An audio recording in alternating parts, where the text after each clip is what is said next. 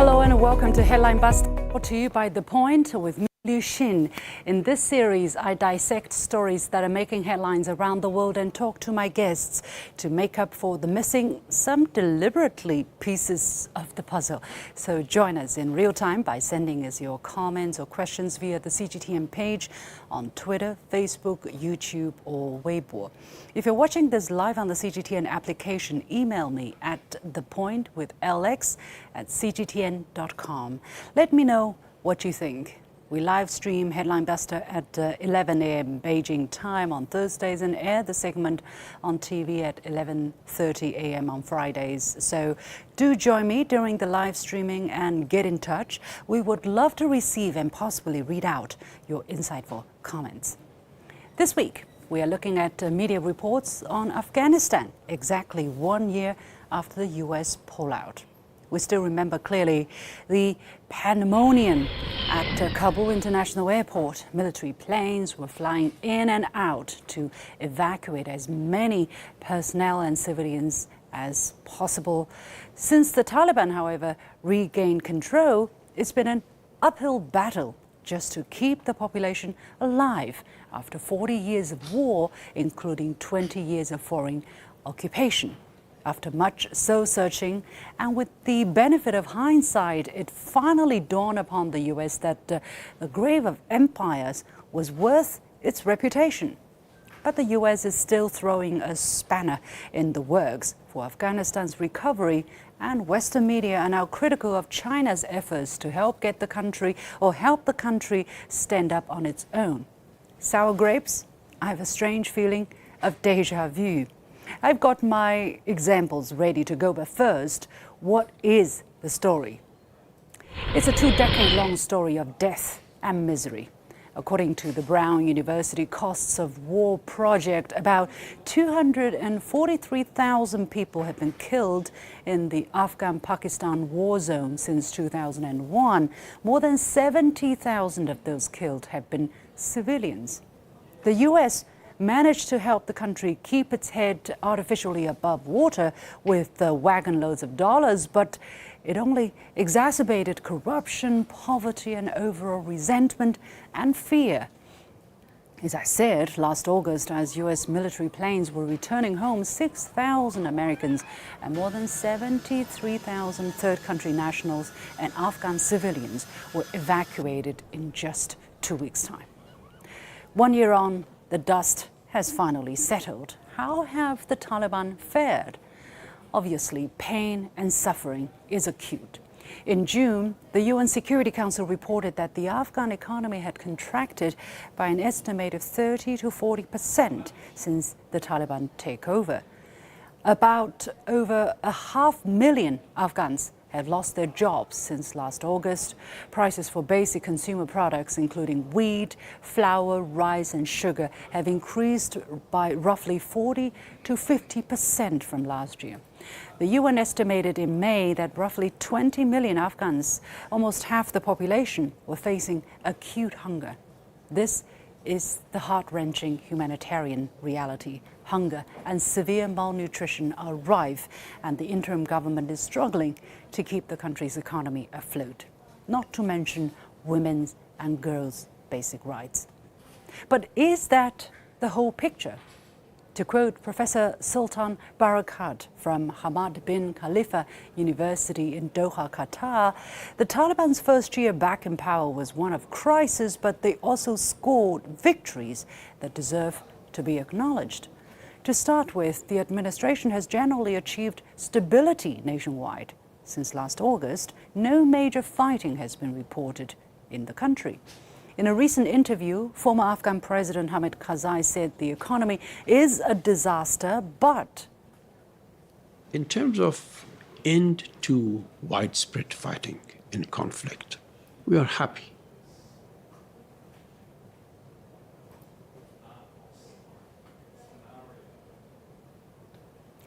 That's echoed, actually, by findings of a recent global survey conducted by CGTN and the Chinese Institute of Public Opinion at Renmin University of China.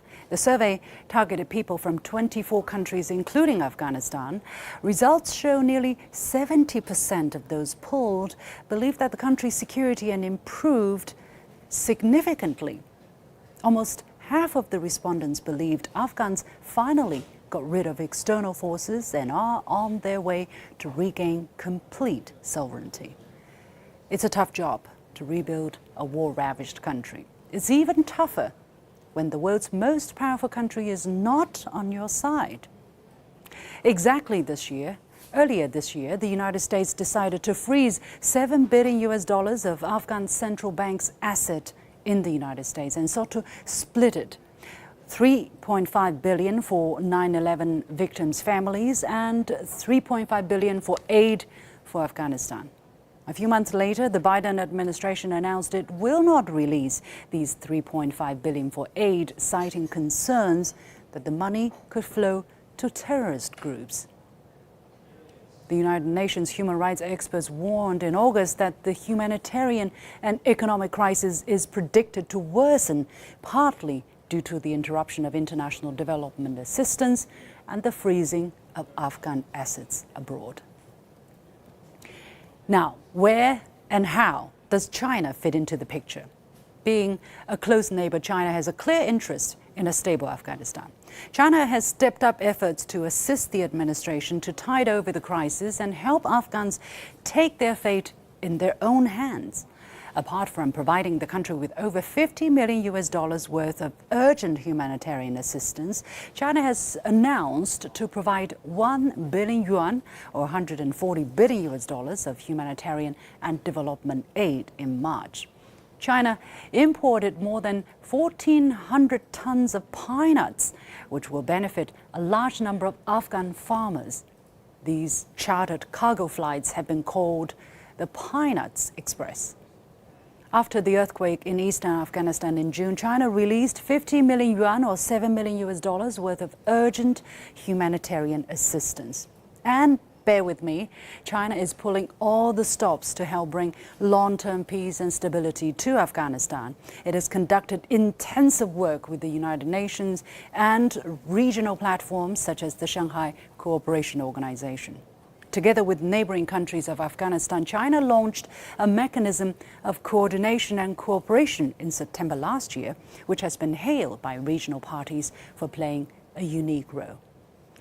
In March, China hosted the third foreign ministers' meeting among the neighboring countries of Afghanistan in Tunxi, East China's Anhui province. There was a joint statement stressing continuous support for Afghanistan, while a Tunxi initiative pledged to focus on economic reconstruction and practical cooperation. So, while the situation is grim, there is a silver lining, and China believes engagement is key. Boy Scouts have a rule: always leave the campground cleaner than you found it. After 20 years of occupation in Afghanistan, can't the U.S. clean up after itself, or at least help doing so? Recently, China's Special Envoy on Afghan Affairs, Yue Xiaoyong, had a message for the United States. The United States, just after 20 years with NATO occupation of this country, they caused a lot of suffering, and they actually are the starter of all the problems and the crisis of Afghanistan. So one thing we still urge United States to show their major and the primary responsibility of Afghanistan's peace, stability, and reconstruction. But that's probably too much to ask. With the midterms around the corner in the United States, finger-pointing over the Afghan debacle goes into high gear. Plus, the media are turning a blind eye on the Taliban's efforts to revive the economy, while China's so-called ulterior motives in the region come once again under the spotlight. Let me show you some headlines. First, In the last couple of weeks, I noticed that media reports have been focusing on Democrats and Republicans at each other's throats over the pullout fiasco. The media are a sucker for such a finger-pointing saga. But the plight of Afghans have been eclipsed, to say the least, by the political wrangling about who is to blame. Looks like everyone is trying to pass the buck.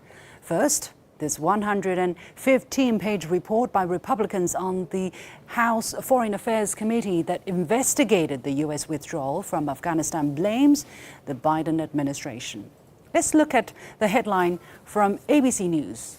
A year later, Republicans, Biden White House argue over Afghan withdrawal. And the Washington Post headline rubs salt into the Democrats' wound. It says Biden botched Afghan withdrawal, new GOP House report claims. Fox News is even more Shakespearean. Republicans say Afghanistan withdrawal is haunting Americans vowed to lead the charge in honoring sacrifice. And shock, horror, the White House fights back. Fox News explains that the White House memo called the Republicans' review a partisan report that is riddled with inaccurate characterizations, cherry-picked information, and false claims. And the tit-for-tat continues. Fox News announced that Republican Representative Michael McCaul, who's leading that report, is firing back at the White House for circulating a memo that defends the Biden administration's disastrous withdrawal, calling its claims demonstrably false and an attempt to sweep the chaotic withdrawal under the rug. It's like watching House of Cards on Netflix. The midterms in November are going to be a cliffhanger. No doubt that the blame shifting and the finger pointing will continue to hog the headlines at the expense of the Afghan people. Next, the media have also largely turned a blind eye on efforts by the Afghans to run their own country. News reports have unremittingly lashed out at the Taliban for failing the population. They ignore brighter spots, such as the first annual budget fully funded by domestic revenues without foreign aid. The BBC, for instance, did a reality check on the subject. What's changed a year after Taliban return, reviewing the Taliban's promise it made 1 year ago? So, as I would always do, let's reality check the reality check. Sure, the economic and humanitarian situation is dire, and the human rights situation is not up to international standards, but the BBC eludes the real issues, namely international aid and money, and mentions only in passing the crucial fact: the suspension of most international aid and the freezing of access to Afghanistan's foreign exchange reserves. By whom? No mention in that report. A nation is considered aid dependent when 10% or more of its GDP comes from foreign aid. In Afghanistan's case, it's still a staggering 40%, according to the World Bank. The freezing of Afghanistan's assets, led by the United States and the rest of the Western alliance, have seriously hindered the recovery of the Afghan economy at a time when Afghans are in desperate need of putting food on the table. Also, in this report titled UN says Afghans need 4.4 billion US dollars to have enough to eat, Al Jazeera talks about how hard the United Nations is trying to collect donations to stave off a hunger crisis in Afghanistan without giving readers the bigger picture.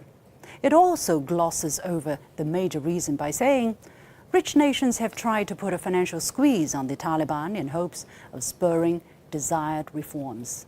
Like that, rich nations try to do that. Are the Afghans supposed to live on the breadline unless President Biden decides otherwise? And can reforms be spurred by starving the people? Track records have shown the opposite time and again. Now, a horror story that's been turned into a feel-good story. Remember last year, during the chaotic days of the U.S. withdrawal, a Kabul family were wrongly attacked as terrorist targets. 7 kids were killed instantly. 1 year on, the Washington Post devoted a long piece on their resettlement. The article went into great depths to report on that and how helpful the U.S. has been despite Taliban's reluctance. The title goes, a year after U.S. drone strike killed Afghan civilians, relatives on path to resettlement. Indeed, it was an extreme case of collateral damage. The article goes, the killing of Afghan aid worker Zamari Ahmadi and his relatives in Kabul marked a rare instance in which the U.S. government took responsibility for civilian deaths caused by a U.S. drone strike and offered compensation, advocates said. Indeed, it's a rare instance, but the report did not ask why this case was an outlier. Remember, some 70,000 civilians died in the 20 years of U.S. occupation. What about thousands and thousands of other families? Also, looking ahead, will the U.S. learn the lesson and stop being cruel in order to be kind? And finally, the cherry on the cake, China.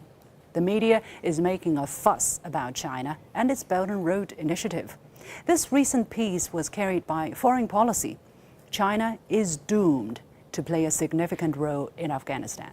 It goes, talk about the BRI in Kabul and people will say good things and hope for greater engagement, but they're still waiting for it to materialize. Well, some more information for you. On July the 29th, Wang Yi held talks with Amir Khan Muttaqi, acting Afghan foreign minister, over further strengthening the two countries' relations, and Wang said China is ready to push for dovetailing the BRI with Afghanistan's national development strategies, support the extension of the China-Pakistan economic corridor, which is part of the BRI, to Afghanistan, and share China's development opportunities. China can and will deliver on its words. The Foreign Policy article concludes that China has all the trappings and potential to be a dominant player, but has made a strategic decision to continue to watch from the sidelines. How to put it?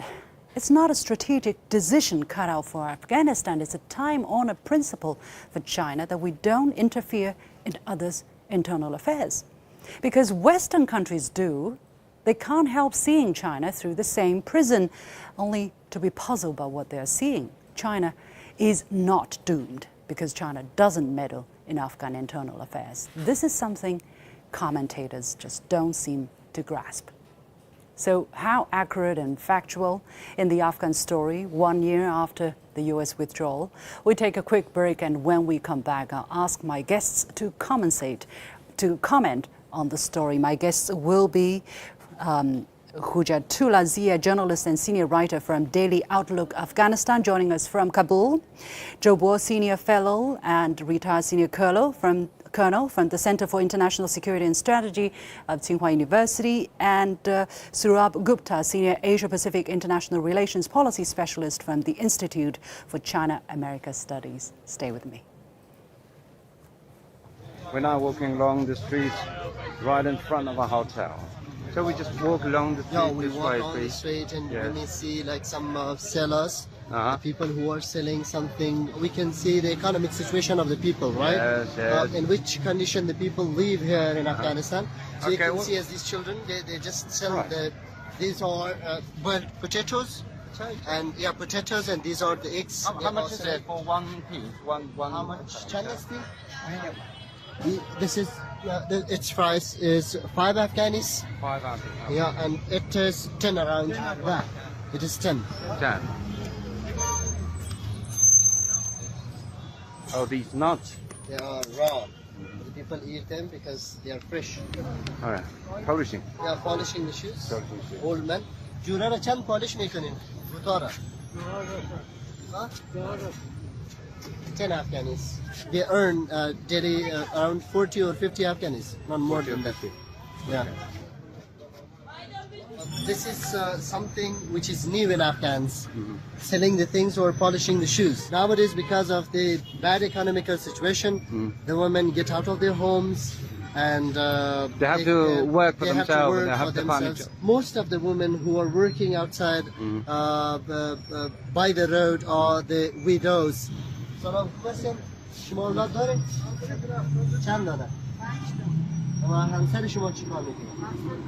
says, I have 5 children and I lost my husband. Can I ask a few questions to these two several gentlemen? Yeah, which question? Okay, with what's your job? Engineer. He's an engineer. Engineer. What's your job? He is a student of religious institution. Okay. What's your fashion watches? ما میگه کار میکنیم داریم کار هستیم. No, he's working here. If he finds any work, he's doing. He doesn't have any specific job. The only problem nowadays for the Afghans is the same. They are jobless. Because in the past, they were having a problem of the security, right? There was no peace. But nowadays, we have peace, but we are jobless. Are you happy with your life? No, No, why? our people are painful. Our country, there is no money. But at least you have a shop. Yeah, we have a shop here. So you're much better than most of the people in the city. No, Not work. Every person. No job. No job. No job. Every person and not have a money because every person is not have a work. And the computers. What are they doing? They are sitting here for the software, mobile softwares. If the mobile needs some works in software, so they can work. Mobile software. Yeah. And the next thing is they can send or transfer songs, some movies, if anyone wants to buy. Okay, but Price of a movie. why people don't use the mobile app Because to download? No. Because the downloading, the internet price is much in Afghanistan. It's expensive. Oh, so this is Yeah, cheaper. this is cheaper. Okay. You know, like you can get a movie by 30 Afghans, but if you download, you have to spend 300 Afghans. 300 Yeah. and 30 only here. Yeah, this is a good place for the All people. right. You know. Let's talk to one of the owners. How much is it for one film? 20 Afghans. 200 Afghans. 20. 20. Oh, 20. How much is it for a pair of shoes like this? Which one? Okay, that one. This one? 800 Afghans. 800. Yeah. Right. How much do you think you can buy a pair of shoes? If you came yourself? Yeah, for example, Yeah. if it is 800, he said about 800, so I can buy that 500. 500? Yeah, even 450. Okay. In some of the market in China, the businessmen do the same. Yeah, Yeah, they ask about a high price, yeah. for a high price, and then you have to negotiate. Then after a few rounds of bargaining, and then finally you can have a good price. Yeah.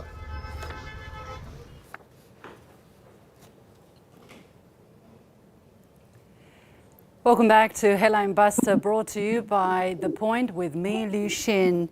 Let me bring in our panelists from different parts of the world. Mr. Hujatullah Zia joining us from Kabul. He is journalist and senior writer with the Daily Outlook Afghanistan. We have Joe Boer, who is a senior fellow and a retired senior colonel. He is now with the Center for International Security and Strategy of Tsinghua University, joining us from Beijing. And we have Mr.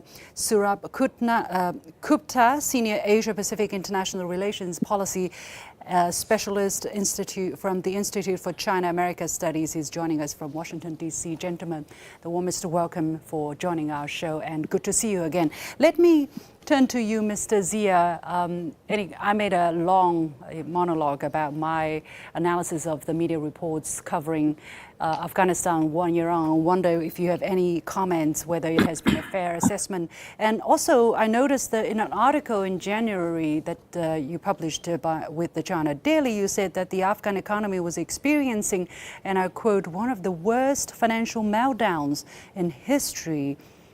It's quite a damning assessment half a year later. What is your assessment now? Well, thank you so much for inviting me. I would like to say that within the last 1 year of Taliban's government in Kabul, so Afghans have suffered positive and negative events. First, to go with the positive one, there was an end to the war. So at least 10 of Afghan soldiers have been killed in the past on daily basis. So we have made soldiers and civilians killed in the civil unrest. This has stopped, and the killings have been reduced to a great extent.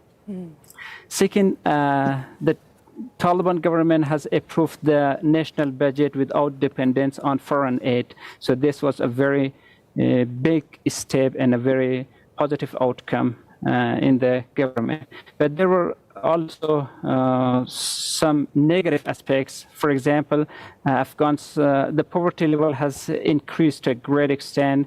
Many Afghans have lost their job. For example, I was also this also put an impact on my job. So my office was closed on the first day of Kabul. Mr. Zia, so this is one example. Mr. Zia, sorry to interrupt. We could barely make out what you are saying. I think the quality of the connection is not very good. While we try to reestablish your line, let me turn to Mr. Gupta, who's joining us from DC. We've seen a slew of reports with the main tone being gloom and doom, although this article that I mentioned, citing this professor from Qatar, from this University of Qatar, he was talking about some victories that needed to be acknowledged. So do you see the Afghan story as a glass half full or the other way around? I wouldn't say it's yet a glass half full. There are immense challenges, livelihood challenges. When people go hungry, when people don't have electricity, those are the very basics. And till that situation cannot be tided over, we can't talk about half full.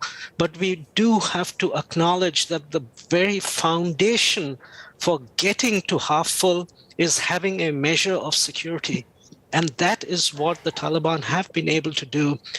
It was actually, frankly, a good thing that when it did come to the fall of Kabul, that the Afghan soldiers then, rather than engage in a pitched battle, which would have just had immense bloodshed, but which would not have changed the outcome of the event, chose instead to put their guns down. And it's good that more or less that the Taliban have been able to provide security in the country, even though that's still not assured with bad actors and terrorist groups operating.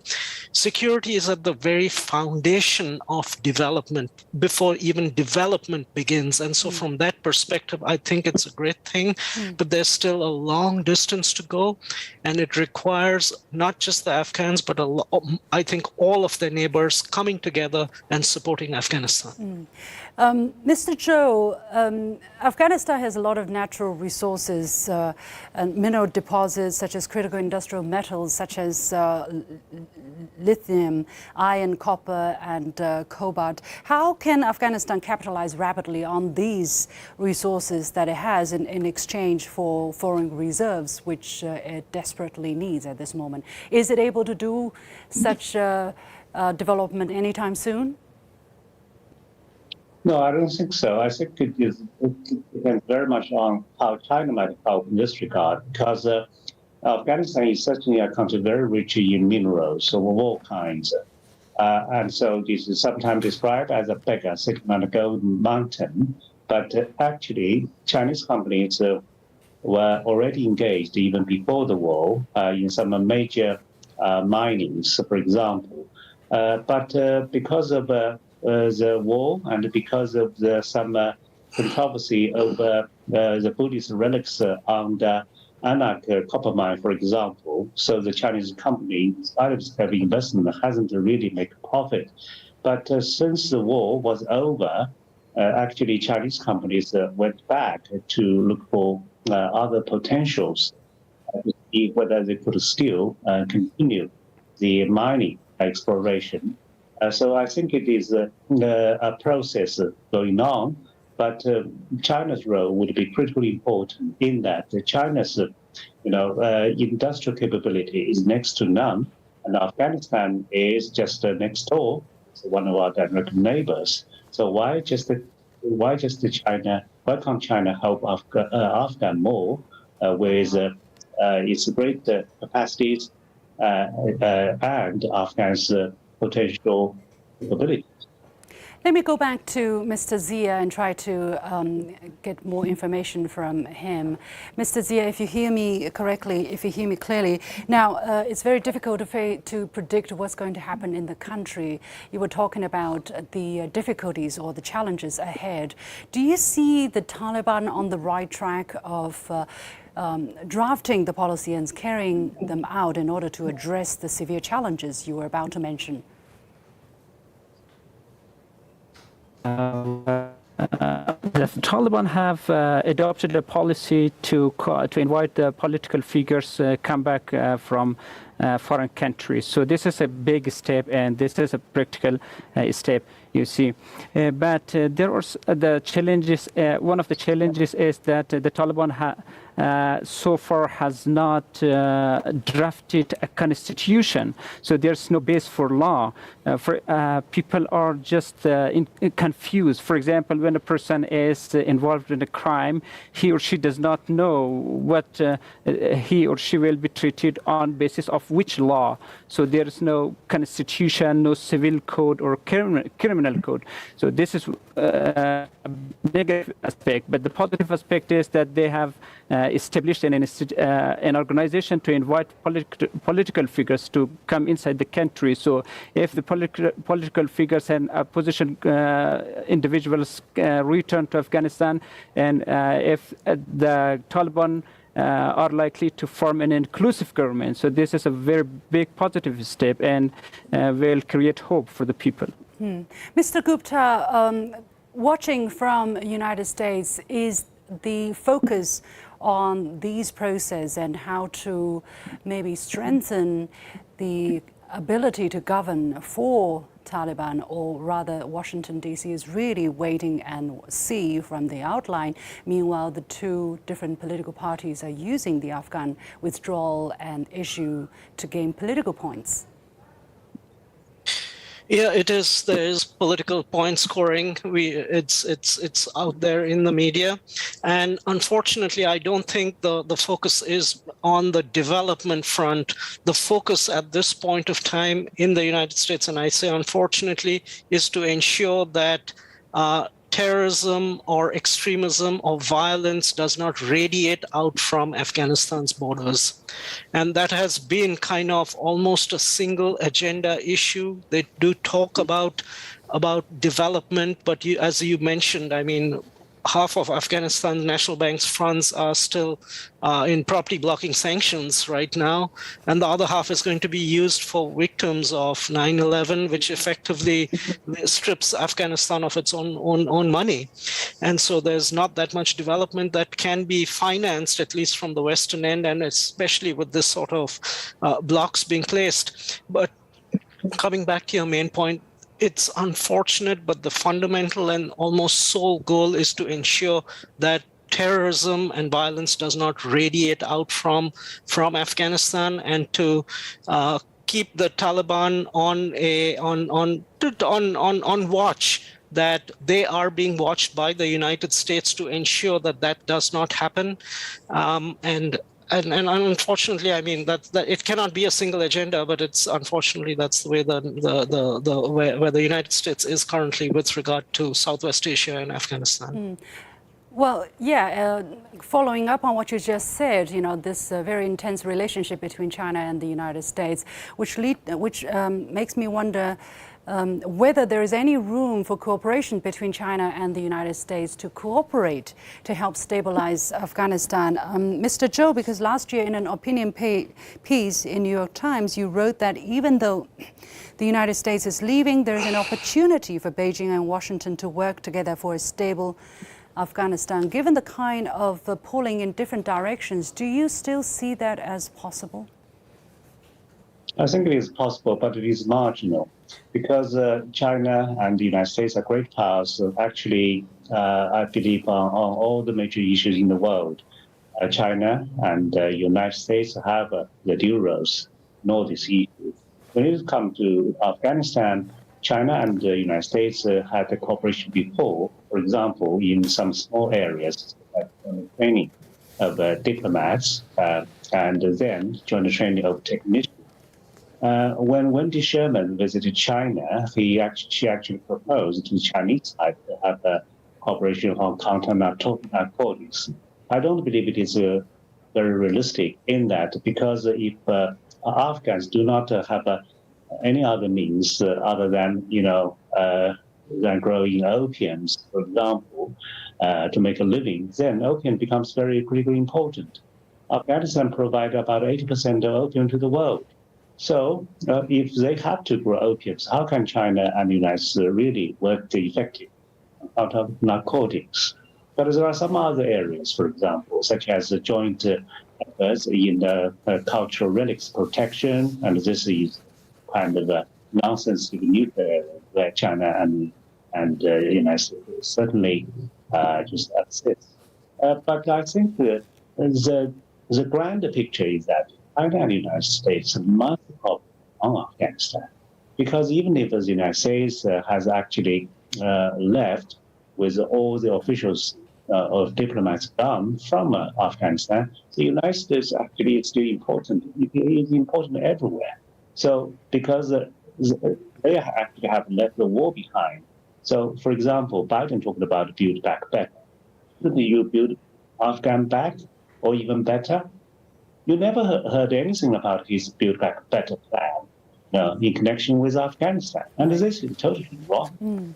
Let me get back to Mr. Gupta, because right now, as the one-year anniversary time spot is around us, so a lot of report, a lot of political wrangling. But going further, do you see the Afghan issue being sidelined? That Afghanistan become another Yemen or Sudan in the news? Not in the US's media. That's not the purpose in which they're discussing Afghanistan. If Afghanistan is being discussed, it is being discussed in terms of Republicans attacking Democrats, that this is a weak president who runs with his tail between his legs and has humiliated America. It's to create that narrative of a weak old man who cannot stand up for the United States and the world. Yeah. And so that's where the focus is. And it's an unfortunate focus because, first of all, I mean, there's ample blame to go around between both parties out here, and it'll be a long discussion just talking about it. But the other more disheartening factor about it is that this is being just viewed through the prism of a very short-term political gain. There is no narrative or discussion or debate in terms of how the United States can get engaged in Afghanistan's future and Southwest Asia's future and Eurasia's future in the long term from a development perspective. Okay. All the talk that does exist is let no more bad actors come out from there and hurt us, as if that's about to happen, and that's not about to happen. And the Taliban have learned that they lost their country because they allowed that to happen, and they will not allow that to happen again. But that's the single agenda that the US focuses on. Let me give my last opportunity to Mr. Zia in Kabul. Do you think the Taliban is able to bring prosperity to Afghanistan? In other words, because they have practically no experience in running a country, what can we expect, Mr. Zia? Will religion trump development? Well, the Taliban have to consider two things. First, they have to include other parties in the establishment of the permanent government. So they have to form an inclusive government, and all parties have to be on the board, regardless of their ethnicity, race, whatever. And second, they have to moderate their ideology better, far more than the current ideology. I mean, the Taliban have entered Kabul with not with the ideology of the 1990s, because they have moderated their ideology. For example, they did not impose any restriction on women's dress code. But they can reconcile their ideology with the real life of people and include others in the government and work together to develop the country. In this case, they will be successful. Thank you so much. Time is short. We have to leave it there. Many thanks to Mr. Zia joining us from Kabul, a journalist and senior writer with Daily Outlook of Afghanistan. Mr. Joe Boer, retired senior colonel and now senior fellow with the Center for International Security and Strategy with Tsinghua University, joining us from Beijing. And Mr. Surab Gupta, senior Asia-Pacific International Relations Policy Specialist with the Institute for China-America Studies, joining us from Washington, D.C. And with that, we come to the end of this edition of Headline Buster, brought to you by The Point with me, Liu Xin.